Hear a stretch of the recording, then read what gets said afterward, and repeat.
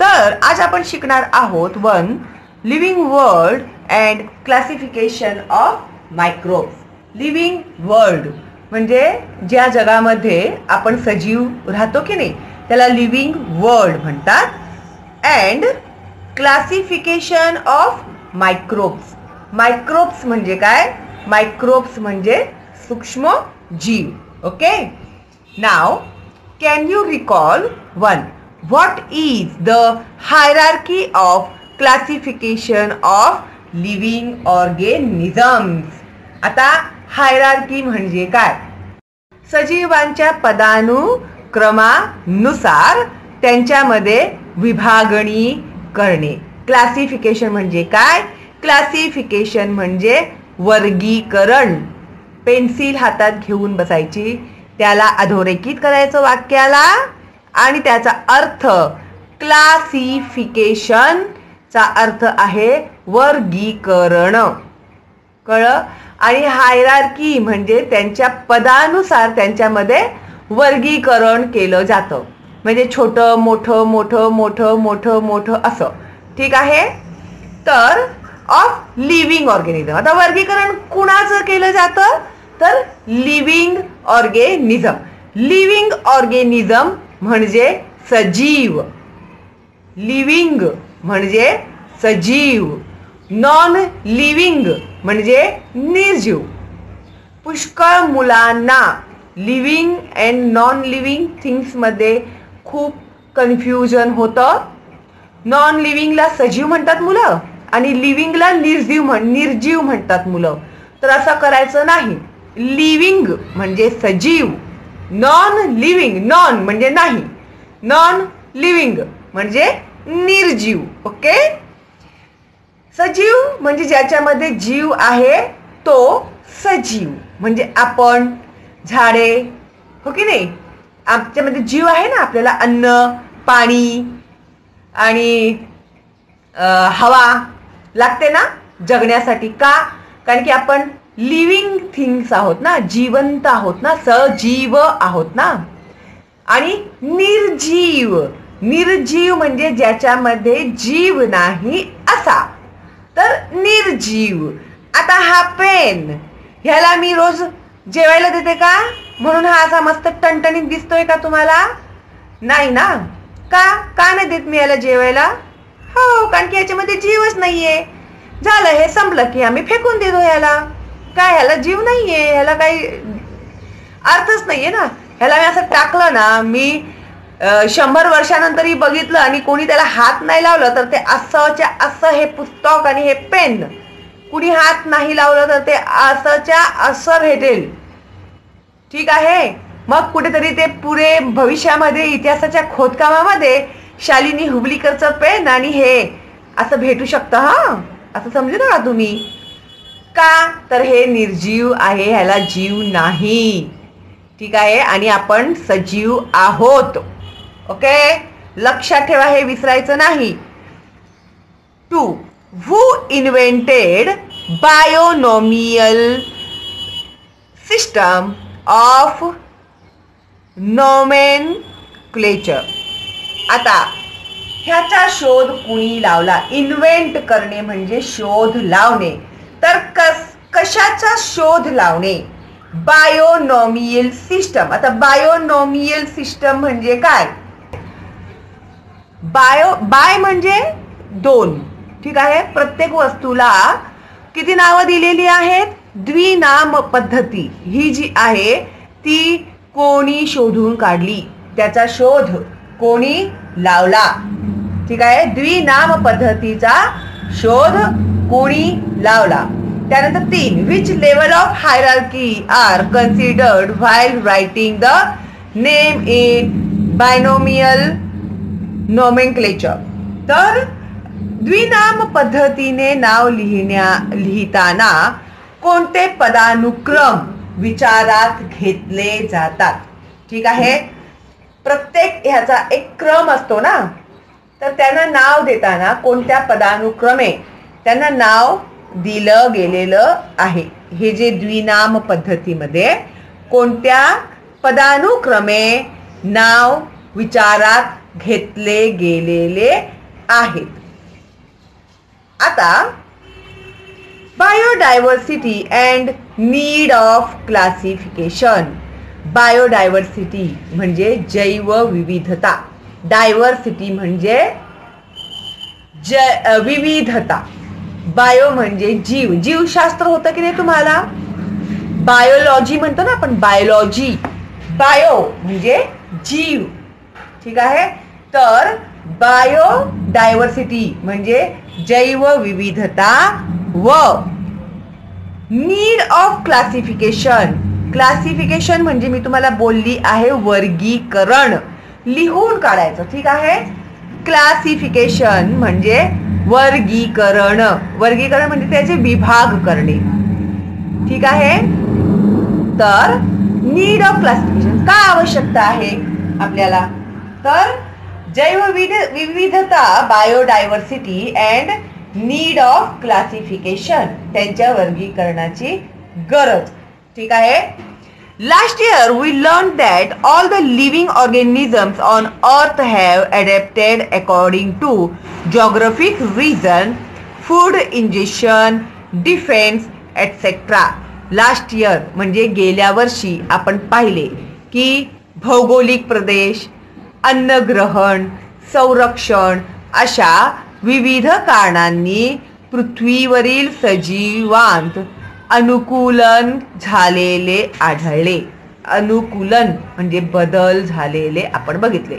कोणत्या कोणत्या ह्याच्याने बदल झाले त्याच्यामध्ये, जॉग्राफिक रिजन भौगोलिक, फूड इंजेक्शन अन्न आहारामध्ये बदल झाले, डिफेन्स म्हणजे त्यांचं जे संरक्षण ते करत होते स्वतःचं, त्याच्यामध्ये अनेक बदल झालेले आपल्याला आढळून आले.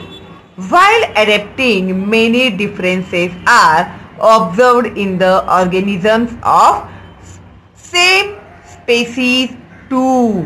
आता ज्यावेळी हे अनुकूलन होत होते तर हे अनुकूलन, ॲडॅप्टेशन म्हणजे होणारे बदल, अनुकूलन म्हणतात त्याला, ठीक आहे. हे अनुकूलन होताना, हे अनुकूलन साधताना एकाच जातीच्या सजीवांतही विविध बदल झालेले आपल्याला दिसतात.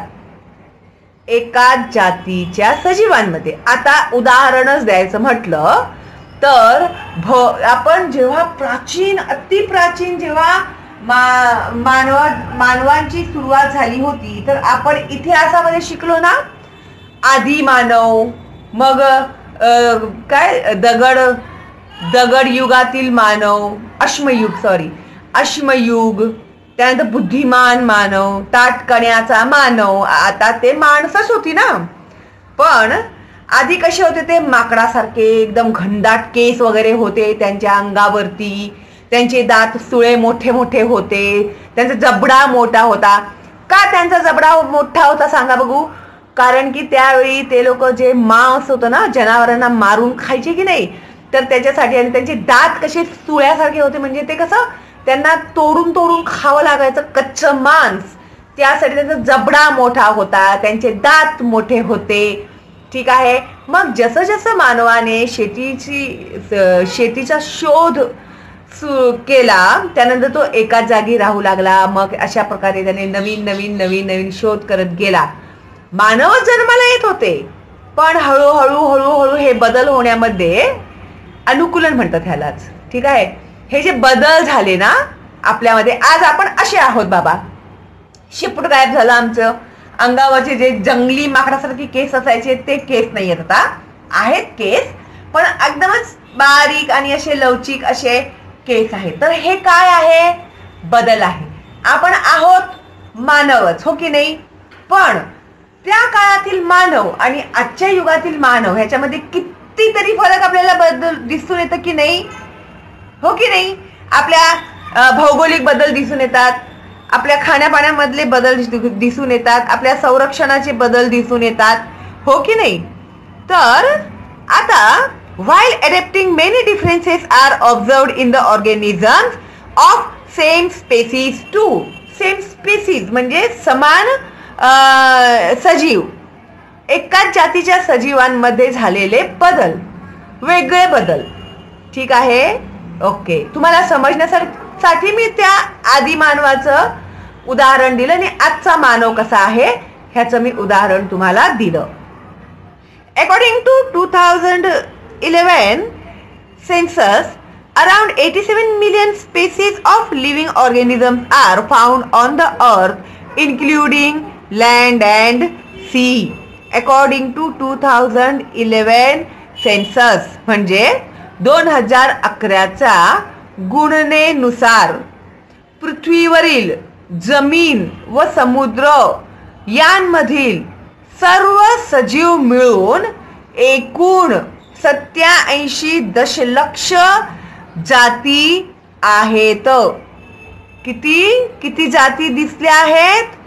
87 मिलियन.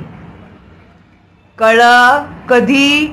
2011 मध्ये जे आपण गणना केली त्या गणनेनुसार पृथ्वीवर एकूण जमीन आणि समुद्र यामध्ये आपण पाहिलं तर एकूण किती? 87 दशलक्षला मराठीमध्ये दशलक्ष म्हणतात, त्याला मिलियन म्हणतात, 10 लाख.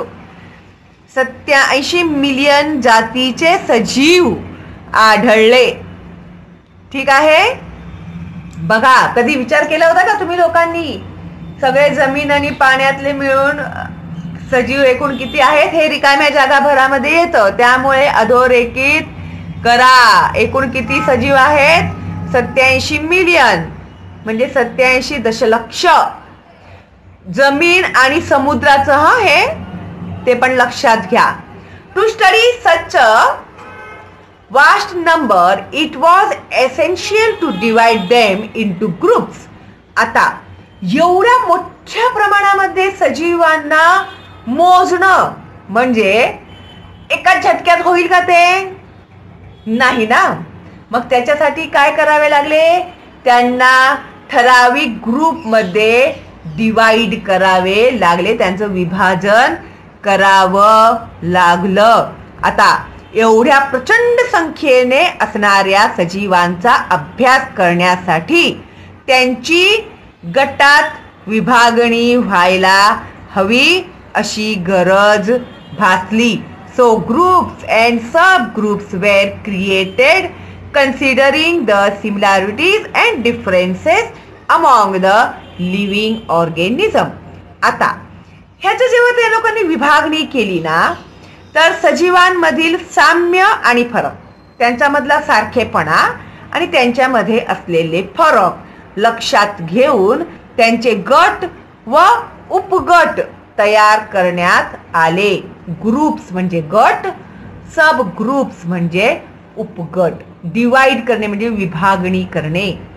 दिस process of dividing living organism, ही जी सजीवांना वर्गीकरण करायची जी हे होती ते 2 ग्रुपमध्ये करायचं, ग्रुप्स अँड सब ग्रुप्स, गट आणि उपगट. त्यालाच म्हणतात बायोलॉजिकल क्लासिफिकेशन. काय म्हणतात त्याला? सजीवांचे गट व उपगट बनविण्याच्या या प्रक्रियेला जैविक वर्गीकरण असे म्हणतात. बायोलॉजिकल क्लासिफिकेशन म्हणजे जैविक वर्गीकरण. जैविक वर्गीकरण. हळूहळू पुढे ना, आता सुरुवातीला ना थोडंसं तुम्हाला कठीण वाटेल, पण जसं जसं तुम्ही पुढे शिकत जाणार ना, आता हे शब्द तुम्हाला जरा नवीन नवीन नवीन वाटतील. मग तुम्हाला असं वाटेल की अरे बापरे, हे एवढे भयानक शब्द आहेत असं वाटेल तुम्हाला. मग जसं दुसरा धडा आपण तिसऱ्या धड्यावरती जेव्हा हे रिपीट होत जाईल ना त्यावेळी तुम्हाला असं हे युज टू होत जाईल. मग अरे हा हे तर ते आहे असं, म्हणजे मग ती भीती जी असते ना, पहिल्यांदा ऐकतो आपण त्याची भीती कशी वाटते आपल्याला, तशी मग हळूहळू ती भीती कमी होत जाते. मग आपण त्या शब्दांशी एकरूप होतो, म्हणजे आपल्याला ते माहीत असलेले शब्द होतात. मग त्याबद्दलची भीती आपल्या मनातील निघून जाते. ठीक आहे. आता हेच सगळे रिपीट होत राहणार आहे, त्यामुळे तुम्ही टेन्शन घेऊ नका. 1-2 नवीन शब्द येतील.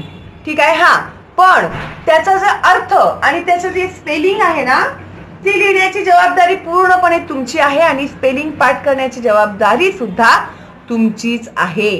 तुम्हाला जे स्पेलिंग कठीण जातं, ज्याचा अर्थ समजत नाही, सरळ गुगल उघडायचं, गुगलमध्ये बघायचं आणि लगेच लिहून टाकायचं. म्हणजे वाचताना तुम्हाला त्याचा उच्चार आणि मी आता हे तुम्हाला वाचते ना, आता हे मी वाचून मी एक्सप्लेन करते. पुढे मी तुम्हाला हे नुसतं वाचूनही दाखवीन. एक पॅरेग्राफ झालं ना एक्सप्लेन करून की मग मी तुम्हाला ते पूर्ण वाचून दाखवते, म्हणजे तुम्हाला वाचायला सुद्धा ते येईल. ठीक आहे. तर biological classification. What is biological classification? This process of dividing living organism into groups and subgroups is called biological classification. व्याख्या आहे ती पाठ करायला पाहिजे तुम्हाला. ठीक आहे. Very good. आता आपण जे शिकलोय ते मी तुम्हाला वाचून दाखवते. Biodiversity and need of classification. Last year we learned that all the living organisms on earth have adapted according to geographic reason, food, ingestions, defense, etc. While etc. म्हणजे इत्यादी. While adapting, many differences are observed in the organisms of same species too. म्हणजे समान जातीचे. समान जातीमध्ये विविधता आढळून येणे, जे मी तुम्हाला आधी मानवाचं आणि आजच्या मानवाचं उदाहरण दिलं ते. According to 2011 census, around 87 million species of living organisms are found on the earth, including land and sea. Including म्हणजे हे सुद्धा, ह्याला सुद्धा आपण त्याच्यामध्ये मिक्स केलेलं आहे, मिळवलेलं आहे. ठीक आहे. To study such vast number it was essential म्हणजे गरज आहे, आवश्यक आहे. टू डिवाइड त्यांचं विभाजन करणं. देम इन टू ग्रुप्स त्यांना गटामध्ये विभाजन करणं आवश्यक आहे. So groups and subgroups were created considering the similarities and differences. आता ग्रुप्स आणि सब ग्रुप्स ह्याच्यामध्ये काय बघणार आहोत आम्ही? समानता आणि त्यांच्यामधले फरक हे बघणार आहोत. Among the living organisms. कशामध्ये? सजीवांमध्ये. This process of dividing living organism into groups and subgroups is called biological classification. Okay. ही व्याख्या आहे, ती पाठ करा. मी तुम्हाला ती एक्सप्लेन केलेली आहे. आता मी सुरुवातीला खूप तुम्हाला डिटेलमध्ये एक्सप्लेन केलं आहे. आता पुढे मी तुम्हाला फटाफट एक्सप्लेन करणार आहे. ठीक आहे. आणि अतिशय सोपं आहे, तुम्ही काहीही काळजी करू नका. आणि आता तुम्ही आल्या आता माझ्या चॅनलमध्ये, तर तुम्हाला घाबरायची गरज नाही. ठीक आहे. तर आता आपण सुरुवात करूया. Robert Harding Whittaker. अतिशय महत्वाचं आहे हे विटाकरचं. ठीक आहे. जे मी आता शिकवते आहे ते शिकताच समजून घ्या. ठीक आहे. तर रॉबर्ट हार्डिंग विटाकर 1920 to 1980 1920 मध्ये त्यांचा जन्म झाला होता. 1980 मध्ये त्यांचा मृत्यू झाला होता. Was an American ecologist. Ecologist म्हणजे अर्थ शास्त्रज्ञ. इकोलॉजिस्ट म्हणजे परिस्थितिकी तज्ञ. इकोलॉजिस्ट म्हणजे अमेरिकेतले होते ते. परिस्थितिक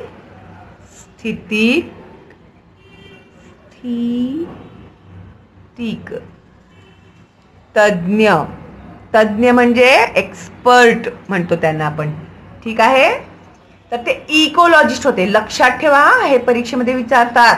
अधोरेखित करा. हे एकदा इकोलॉजिस्ट कोण होते? तर रॉबर्ट हार्डिंग विटाकर होते. किंवा रॉबर्ट हार्डिंग विटाकर हे कोण होते? तर ते अमेरिकन इकोलॉजिस्ट होते. In 1969 he divided living organisms into 5 groups. 1969 मध्ये त्यांनी लिव्हिंग ऑर्गॅनिझम्सना, सजीवांना 5 ग्रुपमध्ये विभाजित केलं, डिवाइड केलं. For this classification Whittaker considered following criteria. आता कशाच्या आधारावरती त्यांनी 5 ग्रुप बनवले? 5 ऑर्गॅनिझम्स बनवले, 5 ग्रुप्स बनवले लिव्हिंग ऑर्गॅनिझम्सचे. ठीक आहे, सजीवांचे 5 ग्रुप्स कोणत्या क्रायटेरियामध्ये त्यांनी बनवले 5 गट. ठीक आहे. आता for this classification Whittaker considered following criteria. 1. Complexity of cell structure. आता पेशींची जटिलता. ठीक आहे. आता हे पुढे आपण डिटेलमध्ये शिकणार आहोत. प्रोकायरोटिक अँड युकायरोटिक. कळलं? आदि केंद्रकी आणि दृश्य केंद्रकी. प्रोकायरोटिक अँड युकायरोटिक हे लिहून काढायचं 10 वेळा. ठीक आहे. Prokaryotic and eukaryotic. 2. Complexity of organisms unicellular and multicellular. आता सजीवांचा प्रकार किंवा जटिलता, तर एक पेशीय किंवा बहुपेशीय. युनिसेल्युलर म्हणजे एक पेशीय, एकच पेशी असलेले जीव. आणि मल्टीसेल्युलर म्हणजे अनेक पेशी असलेले जीव. आता एक पेशी जीव मध्ये आपण आधीच शिकलेलो आहोत 5वी मध्ये, अमिबा वगैरे, त्याला एकच पेशी असते. आणि बहुपेशीय तर तुम्हाला अजून खूप भेटतील. ठीक आहे, आपण सुद्धा बहुपेशीय आहोत. त्यानंतर मोड ऑफ न्यूट्रिशन म्हणजे त्यांचा पोषणाचा प्रकार कशा प्रकारे होता. आता कुणाचा, तर प्लांट्स. आता झाड, प्लांट्स फोटोसिंथेटिक. एक मिनिट. मोड ऑफ न्यूट्रिशन मध्ये वनस्पती स्वयंपोषी म्हणजे फोटोसिंथेटिक म्हणजे स्वयंपोषी, प्रकाश संश्लेषण क्रिया म्हणतात त्याला. ऑटोट्रॉफिक म्हणजे स्वयंपोषी, प्लांट ऑटोट्रॉफिक म्हणजे स्वयंपोषी, फोटोसिंथेटिक म्हणजे प्रकाश संश्लेषण क्रिया करतात ते. फंगी म्हणजे कवके म्हणतात ना त्याला मराठीमध्ये. फंगी म्हणजे कवके. म्हणजे हे काय आहेत, परपोषीय जीव आहेत, दुसऱ्यांच्या आधारावरती जगणारे जीव. ठीक आहे. Saprophytic, absorption from dead organisms म्हणजे कोणत्याही निर्जीव म्हणजे मेलेल्या ऑर्गॅनिझम्स मध्ये आधारावरती हे जगतात. कळलं ना? बुरशी माहिती आहे ना तुम्हाला, तर पाव ब्रेड बटर वगैरे ठेवलं, चपाती ठेवली तर त्याला बुरशी लागते की नाही, त्याच्यावरती ते फंगी जगतं. ठीक आहे. Animals heterotrophic and ingestive. आता प्राणी कसे असतात, प्राण्यांच्या मध्ये काय दिसतं आपल्याला की हे सुद्धा परपोषी आहेत. आता प्राणी म्हटलं तर मानव सुद्धा एक प्राणी आहे ना, आपण सुद्धा प्राणीच आहोत ना. आता बघा, वनस्पती प्रकाश संश्लेषण क्रिया करून स्वतःचं अन्न स्वतः तयार करतात. कार्बन डायऑक्साईड, सूर्यप्रकाश, मातीमधील जे त्यांना सत्व मिळतं त्याच्या आधारे, आणि त्यांच्या अंगामध्ये जे क्लोरोफिल असतं, हिरवं असतं ना ते, त्याला क्लोरोफिल म्हणतात, हरितद्रव्य, तर त्याच्या आधारे वनस्पती आपलं स्वतःचं अन्न स्वतः तयार करतात. हो की नाही? तर आपण आपलं स्वतःचं अन्न स्वतः तयार करतो का आपल्या शरीराच्या आतमध्येच? करता का तुम्ही अन्न तयार? नाही ना. मग चटरपटर खायला पाहिजे ना तुम्हाला. बिचारे तर बघा वनस्पतींना काही नाही खायला भेटत तुमच्यासारखं. पिझ्झा, बर्गर, आईस्क्रीम, चॉकलेट, त्यांना स्वतःचं अन्न स्वतःच तयार करावं लागतं. हो की नाही? म्हणून त्यांना काय म्हणतात? स्वयंपोषी म्हणतात. आणि आपण जे आहोत आणि दुसरे जनावर आहेत, पक्षी आहेत, ते लोक स्वतःचं अन्न स्वतः तयार करत नाहीत, दुसऱ्याच्या अन्नावर ते जगतात, दुसऱ्या अन्नावर ते जगतात. परपोषी म्हणतात त्यांना. काय म्हणतात? परपोषी. Heterotrophic and ingestive. ठीक आहे, दुसऱ्यावरती ते जगतात. आता तुम्ही म्हणणार मॅडमने आम्हाला ह्याचा अर्थ सांगितलं नाही. तर हेट्रोट्रॉफिक म्हणजे परपोषी, म्हणजे दुसऱ्यांच्या आधारावरती जगणे, दुसऱ्यांवरती जगणे. एक सजीव जो असतो तो सजीवच वस्तू खातो. भाजीपाला त्याच्यामध्येही जीव असतो.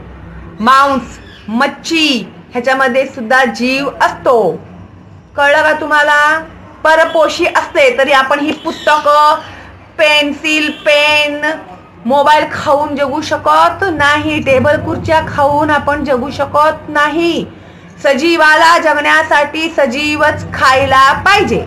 आपण जरी पालेभाजी खात असलो, काकडी खात असतो, गाजर मुळे खात असलो तरी त्याच्यामध्ये जीव असतं, तेच आपण खातो. समजलं का तुम्हाला? आणि अंतर्ग्रहण करणे म्हणजे काय? आपण ते वस्तू जे असतं ते तोंडात घालून त्याला चावून खाणे. जेवताना तुम्ही की जठरामध्येच तुमचं अन्न तयार करतात वनस्पतींसारखं? नाही ना. हा, समजलं? बघा, हे स्पेलिंग्स मेहरबानी करून पाठ करा. माझ्या दादांनो आणि माझ्या ताईंनो कृपा करा. ठीक आहे? ओके. तर 4 लाईफस्टाईल. आता त्यांचं जे जीवन पद्धती कशा प्रकारची असते? Plants producers. आता वनस्पती हे काय आहेत? उत्पादक आहेत. Animals consumers. ॲनिमल्स म्हणजे प्राणी जे आहेत ते काय आहेत? भक्षक आहेत. लक्षात घ्या. आणि फंगी. फंगी म्हणजे काय? फंगी म्हणजे विघटक, कवके. डिकम्पोजर्स म्हणजे विघटक. कळलं ना? डिकम्पोज करणे. आता पुढे तुम्हाला ते डिटेलमध्ये येणार आहे. आता फक्त तुम्ही मी बोलते त्याचा उच्चार आणि स्पेलिंग्स पाठ करायच्या मागे लागा.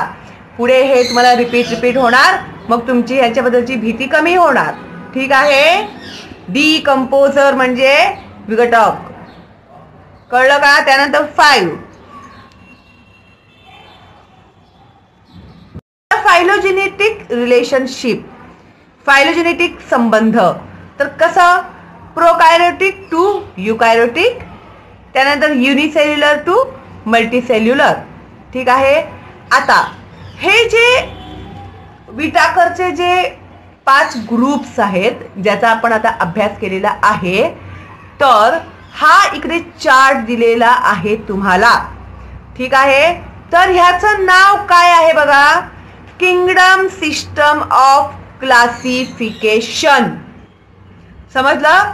तर हे जे नाव असतं ना, हे 5 किंगडम सिस्टम ऑफ क्लासिफिकेशन्स, तर हे नाव लक्षात ठेवायचं. आणि हे जेव्हा विचारलं जाईल तुम्हाला तक्ता पूर्ण करा, तर हा तक्ता तुम्हाला पूर्ण करता आला पाहिजे.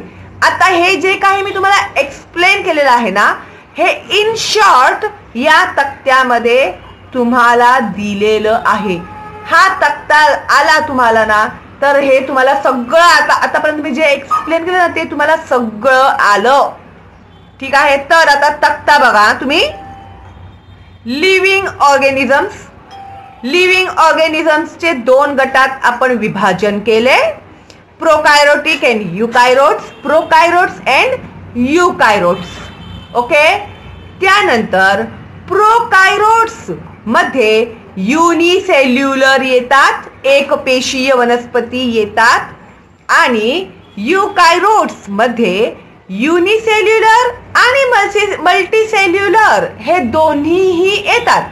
फरक स्पष्ट करा मध्ये सुद्धा तुम्हाला हे विचारलं जातं. ठीक आहे? तर हा तक्ता आहे ना, पूर्ण पाठ करून टाका तुम्ही. 10 वेळा काढा हा तक्ता. स्पेलिंग पाठ होतील आणि कशामध्ये काय आहे तेही तुम्हाला समजेल. ठीक आहे? तर आता युनिसेल्युलर मध्ये किंगडम काय? तर मोनेरा उदाहरण. हा त्याचा उदाहरण आहे मोनेरा. आणि युनिसेल्युलर मध्ये किंगडम 2 दिला आहे प्रोटिस्टा. आणि मल्टीसेल्युलर मध्ये अनेक पेशीय जे आहेत, अनेक पेशीय मध्ये बघा एक आहे fungi. Cell wall present but organisms can't perform photosynthesis. ह्याच्यामध्ये सेल वॉल आहे, पेशी भित्तिका आहे, पण हे स्वतःचं अन्न स्वतः तयार करू शकत नाहीत, ते परपोषी आहेत. ठीक आहे. त्यानंतर किंगडम 4 मध्ये येतात प्लांटेई. प्लांटेई म्हणजे वनस्पती. ठीक आहे. तर वनस्पतींना cell wall present and organisms can perform photosynthesis. ह्याच्यामध्ये सेल वॉल असतं, पेशी भित्तिका असते आणि हे स्वतःचं अन्न स्वतः तयार करतात. फोटोसिंथेसिस म्हणजे प्रकाश संश्लेषण क्रिया. ठीक आहे. गुड.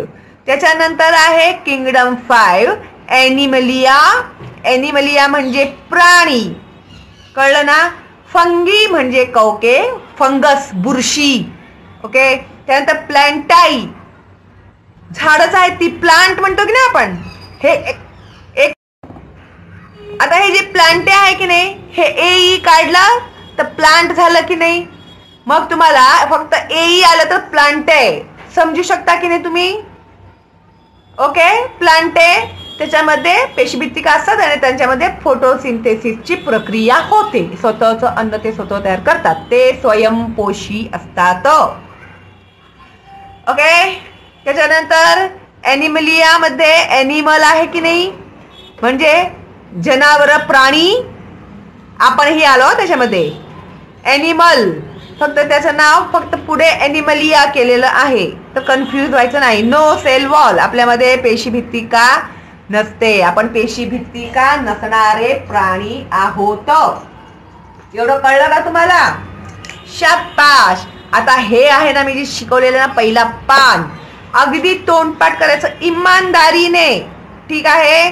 त्याचे उच्चार, त्याचे स्पेलिंग, हे सगळं तुम्ही आता पाठ करायचं. मी भाग 2 मध्ये तुम्हाला पुढे जे आहे ते मी शिकवणार आहे. सुरुवातीला आपण थोडं हळूहळू जाणार आहोत. ठीक आहे. आणि मी जे जे इम्पॉर्टंट देते तुम्हाला, ते तुम्हाला परीक्षेमध्ये 100% विचारलंच जातं, लक्षात घ्या. ठीक आहे. तर आता हे सगळं आपण डिटेलमध्ये अभ्यास करणार आहोत. मोनेरा, प्रोटिस्टा वगैरे, फंगीच्या बद्दल वगैरे. तर तुम्ही आधी हे व्यवस्थित समजून घ्या आणि मी पुढे लवकरच तुम्हाला हे पण एक्सप्लेन करते. ठीक आहे. एकदा तुम्हाला ओळख झाली ना त्या शब्दांची, तर तुम्हाला धडा खूप सोपा जाईल अशी माझी आशा आहे. ठीक आहे. तर तुम्ही जास्तीत जास्त फॉरवर्ड करा तुमच्या मित्रमैत्रिणींना आणि नातेवाईकांना, जेणेकरून ती मुलं सुद्धा छान प्रकारे अभ्यास करतील. ठीक आहे. मी एवढं माझा घसा कोकरून तुम्हाला शिकवते आहे, तर एक लाईक तर तुम्ही मला देऊ शकता नाही का, म्हणजे मला अजून प्रोत्साहन भेटेल आणि मी फटाफट पुढचे व्हिडिओज अपलोड करत जाईन तुम्हाला. ओके. चला मग भेटूया आपण लवकरच पुढच्या व्हिडिओमध्ये. तोपर्यंत घरीच राहा आणि सुरक्षित राहा. Bye bye.